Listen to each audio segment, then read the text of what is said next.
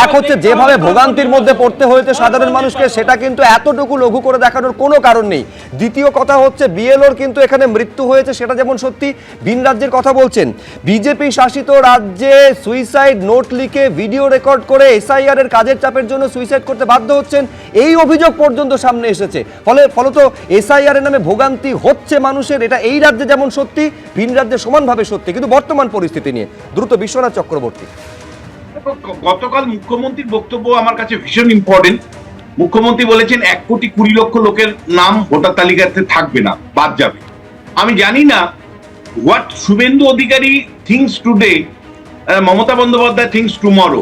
যেটা শুভেন্দু অধিকারী শুরুতে চিন্তা করেছিলেন, বলেছিলেন, যেটা নিয়ে আমরা সমালোচনা করেছি, যে শুভেন্দু অধিকারী কি করে 1 কোটি লোকের নাম বাদ যাবে।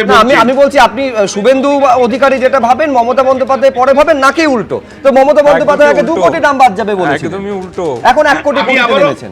আবারও তোমাকে বলছি, শুভেন্দু অধিকারী 1 কোটি নাম যখন বাদ যাবে বলেছিলেন, তখন আমরা তীব্র সমালোচনা করেছি। আমি তো ব্যক্তিগতভাবে করেছি এবং অন্যরা, বিরোধীরাও করেছেন, যে কি করে তিনি আগাম করে জানিয়ে দিচ্ছেন রোহিঙ্গা, মুসলিম নাম ইত্যাদি। মমতা বন্দ্যোপাধ্যায় কালকে বলছেন যে 1,20,00,000 নাম বাদ গেছে। এখন প্রশ্নটা হচ্ছে যে শুভেন্দু যা ভাবছেন, মমতা বন্দ্যোপাধ্যায় তারপরে ভাবছেন, কিন্তু যে প্রশ্নটা ইম্পর্টেন্ট, পর্যন্ত রাজ্য সরকারের অসহযোগিতা এবং ইলেকশন কমিশনের একের পর এক মানে সিদ্ধান্তহীনতা বা ব্যর্থ ভাবনা, ভুল ভাবনা বহু ক্ষেত্রে মানুষের কিন্তু দুর্দশার মানে কারণ হয়েছে। তোমাকে পরিষ্কার বলতে চাই, এই মুহূর্তে সুপ্রিম কোর্টের রায়ে বিচার ব্যবস্থাকে যেভাবে নামানো হয়েছে, at the cost of what? আমার তোমার দৈনন্দিন বিচার বন্ধ। তো একমাত্র সিজিএম এর ছাড়া, অর্থাৎ কেবলমাত্র ফৌজদারি মামলাগুলো ছাড়া জেলা স্তরে কার্যত কোনো বিচার নেই। At the cost of what? মানে সুপ্রিম কোর্ট যে রায়, সেই সুপ্রিম কোর্টের রায়ের ফলে পশ্চিমবাংলার বিচার ব্যবস্থা কার্যত স্তব্ধ হয়ে আছে লোয়ার লেভেলে, ডিস্ট্রিক্ট লেভেলে। ফলে এই এসআইআর এর একদিকে রাজ্য সরকারের অসহযোগিতা আর অন্যদিকে ইলেকশন কমিশনের একের পর এক ব্যর্থতার ফলে আমাদের বিচার ব্যবস্থা, মানে মানুষের ন্যায় বিচার পাওয়ার রাস্তাটা পর্যন্ত এই মুহূর্তে বন্ধ হয়ে আছে। এসআইআর এর দুর্ভোগ তো সঙ্গে আছেই। এবং একই সাথে তোমায় বলতে চাই যে এটা কেউ বলছে না, কিন্তু আমি সুপ্রিম কোর্টের প্রতি পূর্ণ মর্যাদা আস্থা রেখে বলতে চাই যে রাজ্য সরকার এবং ইলেকশন কমিশন যে ব্যর্থতার পরিচয় দিয়েছে, সেটা এট দ্য কস্ট অফ বিচার ব্যবস্থা, বিচার এর বিনিময়ে হতে পারে না। এখানে পরিষ্কার ইলেকশন কমিশন এবং রাজ্য সরকারকে বাধ্য করা উচিত ছিল, মানে বিচার ব্যবস্থা সরাসরি টেক ওভার না করে এই ইলেকশন কমিশন এবং এই রাজ্য সরকার তার কর্মীরা যেখানে যেখানে অসহযোগিতা করছে, একটা প্রশ্ন করি, ডিএ দিতে বাধ্য করতে পেরেছে? তাই মানছে না এই সরকার, কিচ্ছু মানে না। এই সরকারটাকে ভেঙে দেওয়ার দরকার, তাহলে সুপ্রিম কোর্ট বলতে হবে এই সরকারটাকে ফেলে কি করবে? কিছুই মানে না। আপনি বলেছেন যে কিচ্ছু মানে না, যে আজকে শুভেন্দু অধিকারী যা ভাবেন মমতা বন্দ্যোপাধ্যায় কাল তাই ভাবেন। উল্টোটা, শুভেন্দু অধিকারী এসআইআর শুরু হওয়ার আগেই টার্গেট বেঁধে দিয়েছেন।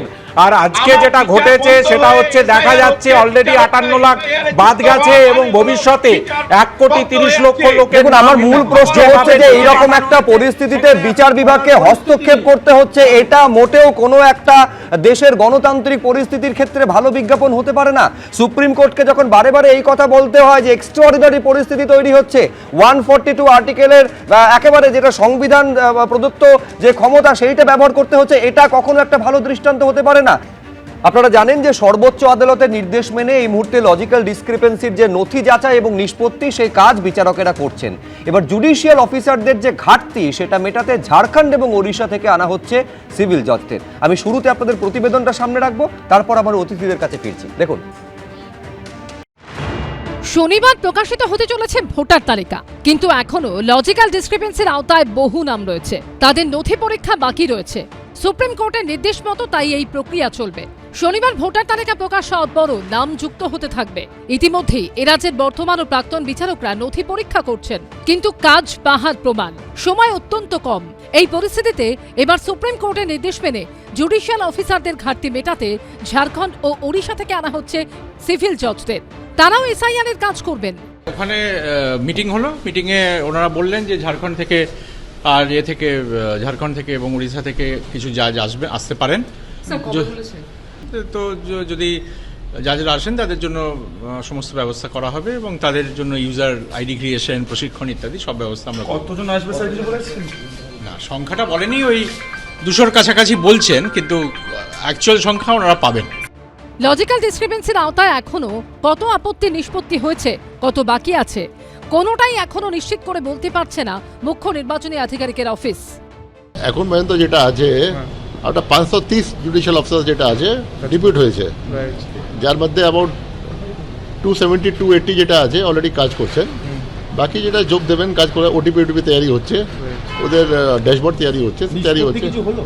নিষ্পত্তি নিশ্চয়ই হয়েছে, কিন্তু আমাদের কাছে কোনো ফিগার নেই, এখন পর্যন্ত ড্যাশবোর্ড নেই। এই প্রেক্ষাপটে বৃহস্পতিবার কলকাতা হাইকোর্টে ফের মুখ্য সচিব, মুখ্য নির্বাচনী আধিকারিক, রাজ্য পুলিশের ডিজি সহ একাধিক উচ্চপদস্থ কর্তাকে নিয়ে বৈঠকে বসলেন প্রধান বিচারপতি সুজয় পাল। কাজ শুরুর প্রথম দিন কোথাও লগ ইন করতে সমস্যা, আবার কোথাও কর্মপদ্ধতি নিয়ে সমস্যার মুখে পড়েছিলেন জুডিশিয়াল অফিসাররা। সেই সংক্রান্ত কোনো সমস্যা রয়েছে কিনা, নথি যাচাই ও নিষ্পত্তির কাজ কতদূর এগোলো, সূত্রের খবর, সেসব নিয়েই পর্যালোচনা করা হয় বৈঠকে। 12টা রাজ্যে এসআইআর হচ্ছে, কোনো জায়গায় একটা টু শব্দ আমরা পর্যন্ত পেলাম না, এসআইআর হয়ে যাচ্ছে।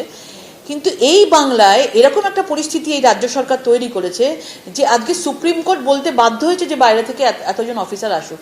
তার মানে ভাবুন এরা কত রকমের মানে এটাকে বিঘ্নিত করবার জন্য, এসআইআরটাকে বন্ধ করবার জন্য কত রকমের কত কিছু ঘটনা ঘটে। যেসব কারসাজিগুলো এই সরকার করেছে সেগুলো যেন তারা খুব সুন্দর করে সেটাকে দেখে।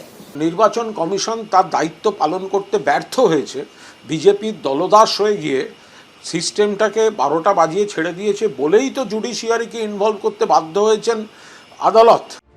শনিবার ভোটার তালিকা প্রকাশের কথা, কিন্তু প্রক্রিয়া এখানেই থামছে না। এসআইআর প্রক্রিয়া চলতে থাকবে। মনোনয়ন জমা দেওয়ার শেষ দিন পর্যন্ত যে তালিকা বার হবে সেগুলি নিয়েই নির্বাচন হবে। সৌভিক মজুমদার ও রুমা পালের রিপোর্ট, এবিপি আনন্দ। এবিপি আনন্দ, এগিয়ে থাকে, এগিয়ে রাখে।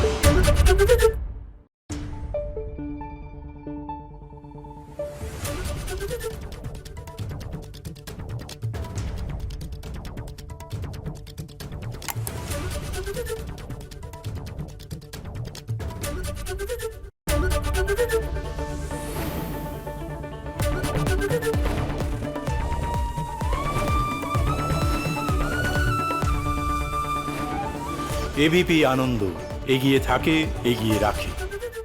পালিয়েছে তাই নাকি? রাত্রে বাংলা গুজব চায় না, বাংলা খবর চায়। বাংলা খবর, বাংলার খবর।